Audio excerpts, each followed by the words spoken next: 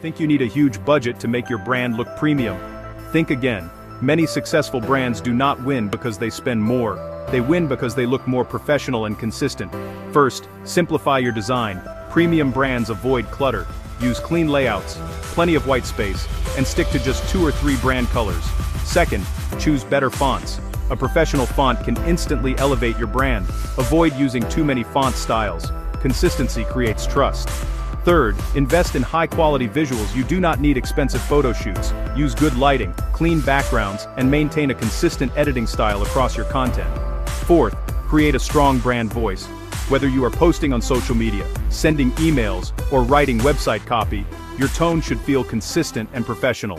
Fifth, focus on details. Premium brands pay attention to everything, from logo placement and image quality to spelling and grammar. Small mistakes can make a brand look cheap. And finally, remember this: premium is not about being expensive. It is about being intentional. A clear message, consistent branding, and attention to detail can make even a low-budget brand look high-end.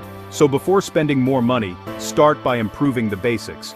Your audience notices quality, and quality builds trust. Follow for more branding and marketing tips that help your business stand out.